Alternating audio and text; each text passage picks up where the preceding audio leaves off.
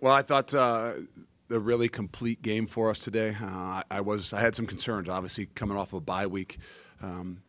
At just 11 o'clock start, a lot of things going on this week with homecoming, just little distractions, changing routines and some of the things that we have to do, and understand that. But, for a coach, those are the things that kind of ring in your head about, okay, now we got to come out here, we got to play well, we got to start fast.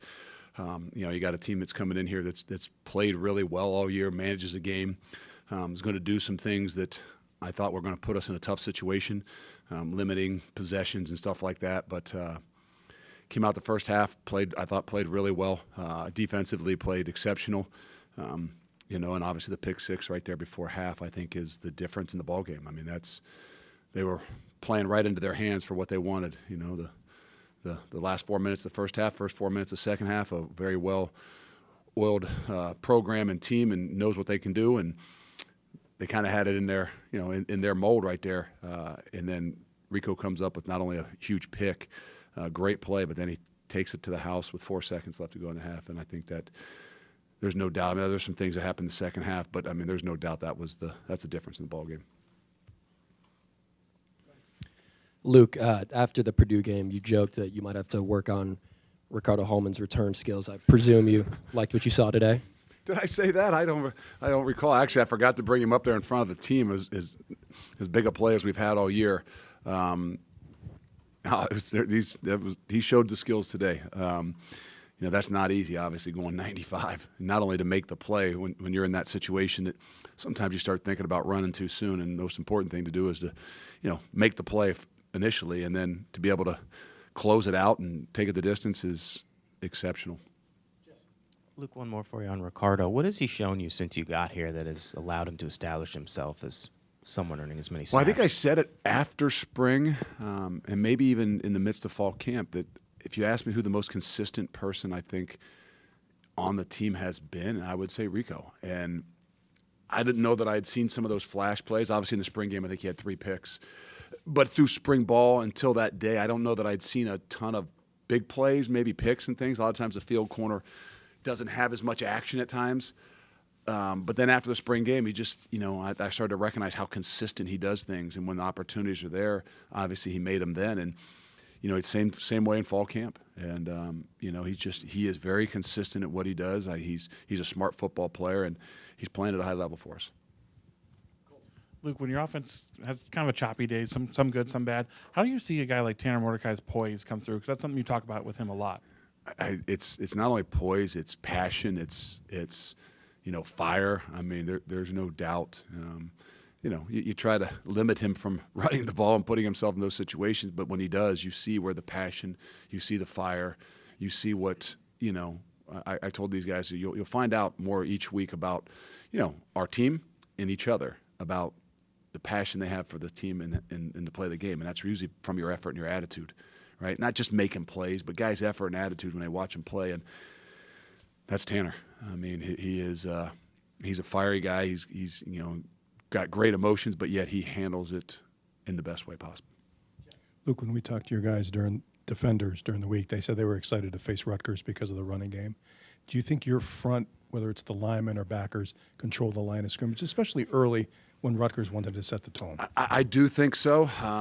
You start with a week of being loading it and loading it and loading it. And, after probably the first quarter and a half, I don't know that we had to be all the way down in some of those things. Obviously, we gave up some throws. But you knew, had a good idea. If we were going to win this football game, we had to control the line of scrimmage. We had to win the rushing battle more than anything else. Just what you saw from Braylon today and the way he responded after that fumble early on. Well, I was looking for him. I wanted to make sure we had him right back in there. He knows, we'll ride with him. And obviously he's not happy. He's disappointed. I'm sure they put the ball on the ground. But he still is the guy we're going to ride with. And I wanted to get him right back in there as best we possibly can. He was over getting taped. We did get him back in, but those kind of things happen. Again, we're not condoning it. I mean, we got to take care of it, but I think the confidence level that he has, and he didn't bat an eye, kind of like we always talk about with Tanner. It's easier to see sometimes in the quarterback because the spotlight's always on him. But I thought he bounced back really well and it did not linger at one bit, not just in the way he played, but even you could tell in his face and his emotions. Luke, how does Tanner's ability to escape some of that pressure, to gain positive yardage, change the math for you and allow you to do some different things on offense? Well, it allows you to continue drives. It really puts, I don't say fear, but it puts a different element into defensively what you have to do. I think they got later in the game, and especially the second half, obviously they had to become more aggressive. So I think we gave up a couple sacks, maybe a smaller one, 1 yard or 2 yard where he's kind of pushing up in the pocket. I don't know that that's, if they had their druthers, that's the way they would have played it. They would have liked to have, been able to probably get there with 4. But his ability to not only extend plays, some quarterbacks, extend plays to throw the football. Some quarterbacks, their eyes go right down and they go to running. I think what Tanner does so well is he does it both. He keeps his eyes down the field, but yet then he feels space, and when he does take off, he can scoot, and he's got that aggressive nature. So I think he's the toughest kind to defend. Believe me, I know, because we played against him the last couple of years. Luke, you mentioned Braylon Allen, but this is the first extended duty for Acre Jackson. Did you get what you had hoped to at him for a starting point for the rest of the year? I think we got what I would have expected, and I don't know that I said that walking in the door here. I mean, when we walked in the door, we're trying to figure out what position he was going to be, right? Is he going to be a fullback? Is he going to be a tight end? Is he going to be a tailback? I mean, he's done nothing but continue to grow and impress us, and I kind of was hoping and believing that at some point in time his opportunities were going to come up. Not that we wanted to have them the way they've happened, but I think all of us had a lot of confidence in his ability to not just be a backup guy or be a sub guy, but to be a guy that could go in there and carry the load. Luke, going back to Rico's play, you guys watch so much film. I'm curious, had Rutgers done something like that before? Is that a matter of preparation or a reaction or a little bit of both? Well, it's both. It is a little bit of preparation. Obviously, I think last week they scored a touchdown on probably a very similar route. I think it was 4th and 4. I think it was maybe the first touchdown of the game for him. But it's also a really, really good play, meaning that these guys are reading some of that and their ability to be able to pass some things off down there. And sometimes it happens, and sometimes the guy's just there and the ball gets batted down, and then there's times when you have an opportunity to actually put your hands on it and secure it. And he did. He not only did that, he obviously closed the deal. And that's big because I think later in the game, I think we had a couple times where we had our hands on balls, touches, tips, and we didn't come down with them. But it seems ever since maybe the second game, I think Rico's, if a ball has been somewhere around his hand, he's come down with it. Time for a couple more. Jake. I'll say, Luke, with Will Pauling, I know he came over from Cincinnati too. It just with how he's catching the ball and becoming kind of a go-to type of receiver within this offense. Are you seeing him emerge how you thought he would when he decided to come to Yeah, transfer? I thought Will was a perfect fit in everything here. Just the type of kid he is, his work ethic, and obviously his ability. But I think that even is probably one of 3 that I thought that this was a great and perfect fit. Now, how guys progress, how guys become, what they become as the offense evolves. You're never exactly sure, but he's done nothing but continue to impress everybody, work his butt off. I mean, you saw him more out there on the special teams today as well, and almost had a block punt. And he's just a guy that's continued to come to us and say he wants to do more. And so they roll time on on offense. Him and Skylar a lot. And he just wants other ways to try to get on the field and to help us win football games. And so we actually used him a bit more. We used him on the punt more today, and we used him on the punt block today. He's a guy that's a ball player. 3 more. Hey, Luke, I was curious about running back Kyle Monungai. He entered as, I think he was top 3 in the Big Ten in yards, but he only had 16 today, like 2 yards per carry. Who's that? Kyle Monungai, the running back for Rutgers.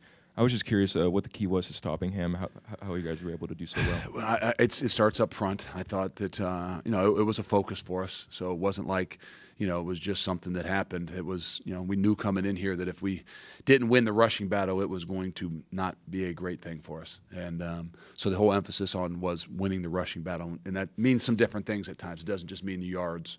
but it means the ability to take people out of what they want to do. It didn't mean that we had to hand the ball off 50 times and make sure we were ahead of them in the rushing game. But it had a lot to do with our ability to stop the run, our ability to establish the line of scrimmage. And I thought the guys up front did a great job from the opening snap to the end. Obviously, the second half, I think they had to change a little bit being down. Probably threw the ball a little bit more than they wanted to. But nonetheless, it was because of, I think, the guys up front. Luke, early in the week, you said you thought Jake Renfro might be ready. Yeah. Was there any consideration to getting him a little bit of work? And I asked this in part because Tanner has talked about his snaps, and he said he knows he has to be much better than they are. I don't know if there was a lot of talk there at the end. Had we, not maybe turned the ball over, there would have been a greater opportunity to, maybe get some of those guys, some more reps. But no, Jake is getting much closer. We play 6 linemen, obviously, with Trey and those guys rolling in there. We don't do that at the center position. This would have been the first week that Jake, we would have said he has legitimately practiced the whole week and ready to roll. And I think we'll continue to have him as a very viable option as we move forward. We saw Riley Nowakowski get in toward the end of the game. Obviously, he's a guy that's been banged up too. What kind of thing what do you think he adds to the offense and gives that tight end group that maybe you were missing before? Well, it's some depth. I think some versatility. I think he's a guy that is a true hybrid. He can, is a little bit more natural out in space, but he also is a tough physical guy that can play in the box. And it was great to see him. He was back this week in particular, but we weren't really, probably saying he was going to be a guy that we were, going to throw in there for a bunch of snaps. But if we would have needed him, obviously he was ready to go, and he practiced most of the week. But I think just continuing next week and the following, he's going to be a guy that's going to see a lot more action. We were fortunate to not have to use him much today, but from here on out, he'll see a lot more.